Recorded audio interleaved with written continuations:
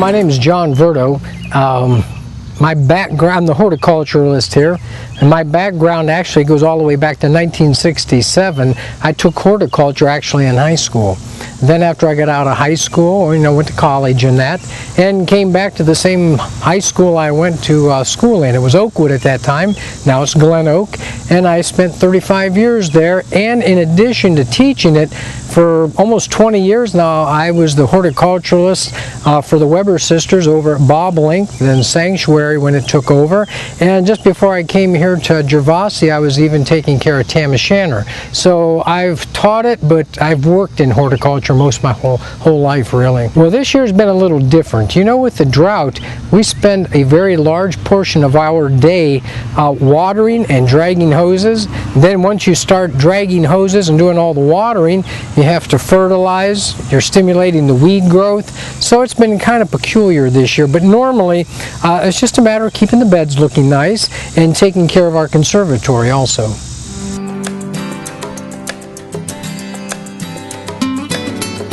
Well, this first year we've been learning a little bit as we went along.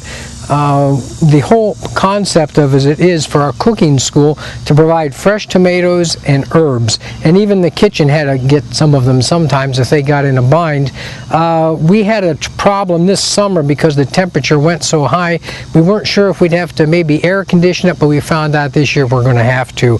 The plants took a beating, but the one nice thing we did find out, the soil mixture we did and what we did to it, every tomato that we did get tasted like a real homegrown tomato. It did not taste like a greenhouse tomato at all, and that's one thing we were real happy with.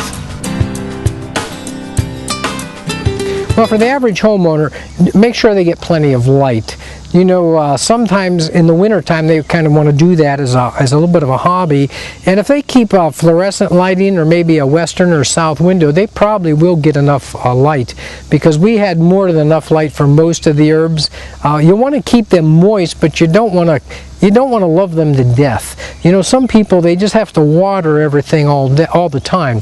Water it when it needs it, and watch you don't keep it in a room where it's too warm and maybe the humidity might get a little dry. But all in all, they're not hard to raise. They really aren't. Chives seems to do real well. Basil did pretty well for us. Sage, that seems like you can do about anything to that and it'll keep on going. Some of the mints are real good. A person really almost has to experiment a little bit. What grows for one person might not grow in another person's house and lighting. So best thing I can say is try different ones and see what works out best for you. And don't go in overboard till you see what works, decently for you. Well, Sandy is a very good designer. One thing I like about him is the little odds and ends I look for, because I taught landscape design as one of the things I taught, is that he always uses odd numbers. He doesn't use straight lines unless he's forced into it. The little nuances I look for, that's the things he does. Now, once it's installed, it's my responsibility to try to keep everything living, growing, and all the flowers. We've added a lot of new flower beds, and we'll probably add more in the future. So I guess the best way to put it is, he makes the cake, and I'm supposed to put the icing on it.